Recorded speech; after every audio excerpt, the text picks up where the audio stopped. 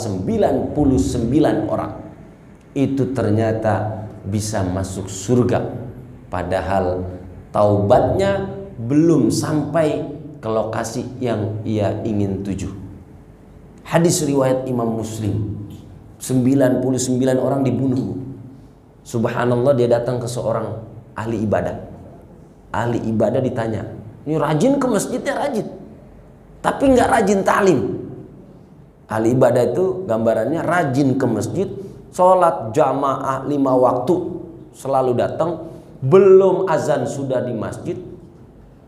Kalau belum azan udah sholat, bukan ahli ibadah. Bego namanya itu. Nah, udah pokoknya rajin deh, ahli ibadah. Datang nih orang yang udah jadi langganan dosa, membunuh orang lain, pembunuh bayaran, 99 nyawa dibunuh. Datang ke orang itu, ahli ibadah. Kata orang itu, mohon maaf Pak Ustadz, saya masih bisa bertobat nggak? Jujur saya udah bunuh 99 orang. Apa kata ahli ibadah itu? Tidak ada.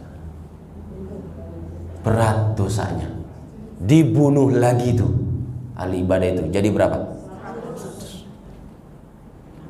Dia datang lagi ke ustadz lain, tapi ustadz kali ini ahli ilmu, bukan ahli ibadah.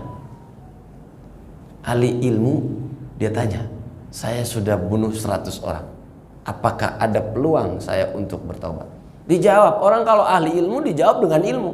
Innallaha yaqbalu taubatal abdi malam yughargir. Allah terima taubatnya seorang hamba selama nyawa belum sampai tenggorokan.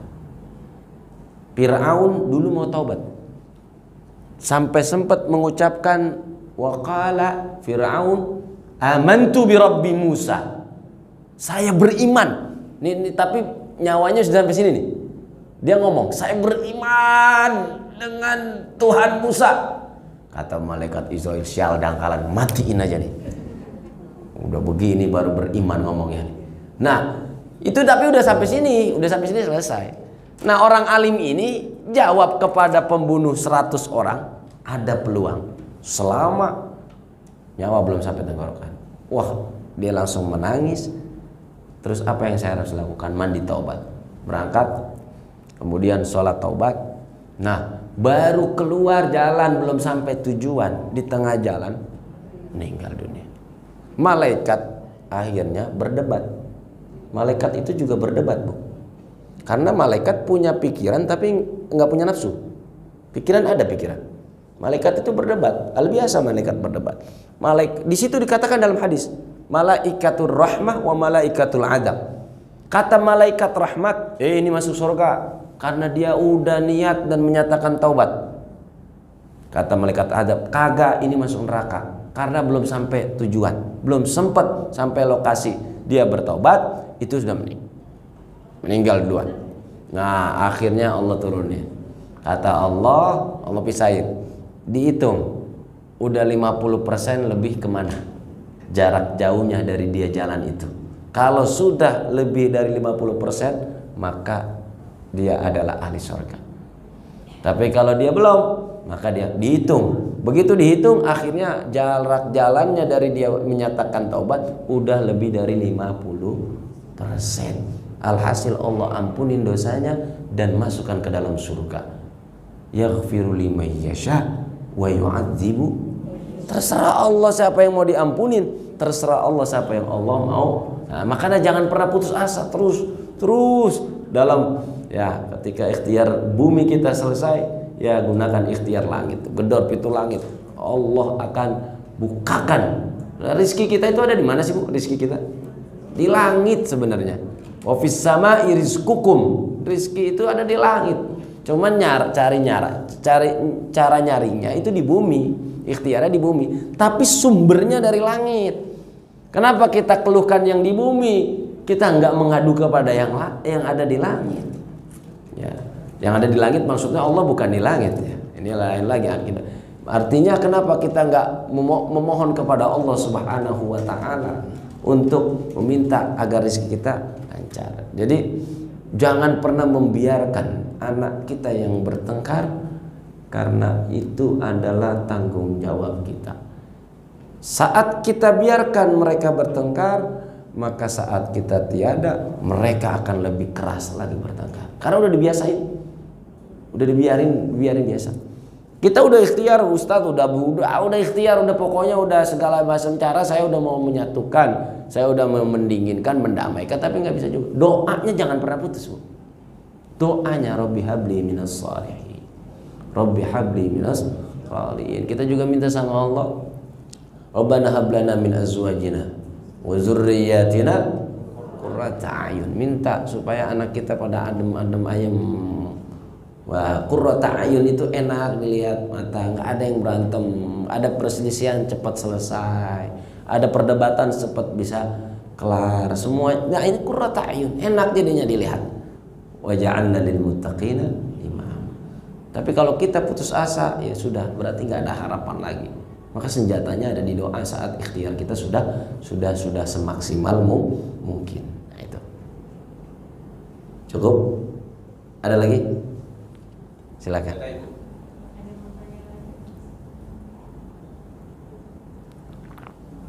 Belakang. Yang belakang.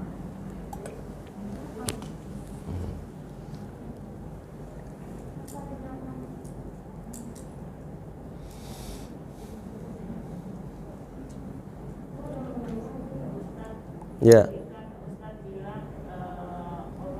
Pakai mic bagus. Yang mengenai 50% itu dia tobatnya itu dari perjalanannya dari mana sampai mana? Dari mana sampai mana? Dari yang habis tobat. Ya. Nah, tapi kan 50%. Itu arahnya kemana? Nah, kata orang alim itu Anda kembali ke satu tempat. Bukan, dia disuruh pergi ke satu tempat yang lokasi itu adalah lokasi orang semangat dengan ibadah. Kalau sekarang kalau kita katakan lokasi pesantren, kota santri, kampung santri. Kata orang alim tadi, pergi ke kampung santri itu. Nah, di sana disuruh taubat di sini, terus kemudian dia suruh pergi sana supaya membiasakan diri untuk berlatih hidupnya menjadi positif. Jangan pulang ke kampung lagi, karena di kampung satu Anda udah dicap, yang kedua kampung Anda emang kampung orang brengsek semua. Pergilah ke sana ke tempat yang kampung santri. Nah, begitu dari rumah orang alim itu dia suruh pergi ke sana, di tengah jalan tinggal. Dihitung tuh kan, kalau dalam kalimat hadisnya riwayat Imam Muslim tuh dihitung. Nah, ketika malaikat kan main tarik-tarikan, ini gimana ini? Neraka ini, surga ini, neraka ini, surga ini, gitu malaikat. Akhirnya Allah bilang dihitung aja. Nah, begitu lebih dari 50% dari arah dia menyatakan dirinya taubat menuju kampung santri itu belum sampai, udah meninggal. Nah, maka dia Allah ampunin dosanya. Dan sebenarnya sekalipun belum sampai 50%, kalau Allah mau ampunin itu terserah Allah. Yaghfiru liman yasha wa yu'adzibu man yasha, terserah Allah. Ya, bagaimana juga diceritakan dalam riwayat yang sama, ya, pelacur yang memberikan makan kepada anjing padahal ia haus, tapi dia relakan air itu untuk anjing, Allah ampunin dosanya, kemudian masuk surga. Itu kan terserah Allah. Artinya apa? Selalu ada harapan. Ini jangan dimaknain lain, kalau gitu kita maksiat aja dulu, yang penting nanti mati masuk surga. Hidup kan yang enak itu hidup kaya poya-poya, mati masuk surga. Ya iya, kalau pengen dapatnya surga, kalau kagak kejadian dapatnya surga. Nah, ini kan ini artinya ibroh seperti ini, kisah-kisah seperti ini itu adalah pelajaran bahwa kita jangan pernah putus harapan. Wa maghfiratuka awsa'u min dzunubina. Selalu dalam hati kita ada harapan bahwa ampunan Allah jauh lebih luas daripada dosa-dosa kita. Cara Allah, ya ini kan kita kadang-kadang kita mikir mentok itu gara-gara kita mikir pakai cara kita. Pakai kuasa Allah lah, jangan pakai kekuasaan kita. Ya betul, hidup itu harus mengukur diri, tetapi jangan pernah menutup kekuasaan Allah. Karena Allah itu maha berkuasa atas segala sesuatu. yang kita sekaligus nggak mampu menuju ke sana, tapi Allah mampu. Hidup kita ini Bu, sebenarnya semuanya keajaiban, serba keajaiban. Saya tadi berangkat jam 9 keluar dari rumah. Jadi map itu jam 10 kurang 5 menit sampai sini. Tapi nggak ada yang tahu, ternyata di Tomang ada insiden. Akhirnya macet merayap, ya begitu naik lagi ke atas, keluarnya nyasar pula di sini nih. Ya, mapnya sudah benar yang dikasihkan Ustadz Ari ini. Tetapi saya dibawa ke tadi, plaza apa itu tadi? Plaza Festival, muter lagi. Nah, nggak ada yang tahu Bu. Jadi bukan dengan unsur kesengajaan saya terlambat, melainkan memang ya ada kejadian di jalan kita nggak pernah tahu. Hidup itu kita nggak pernah tahu akan terjadi apa besok, lusa, pekan depan, bulan depan. Tapi semaksimal mungkin kita ikhtiar. Selanjutnya juga ikhtiar kita harus diimbangin dengan doa supaya ikhtiar kita tidak menjadi stres, karena kita masih punya sebuah harapan. Doa adalah harapan. Siapa yang berhenti berdoa berarti berhenti berharap. Kalau masih terus berdoa berarti masih terus berharap kepada Allah Subhanahu wa taala. Nah, terus berdoa. Jadi kalau lokasinya tadi itu dari rumah orang alim, ya orang berilmu itu disuruh ke kampung santri itu. Di jalannya 50%.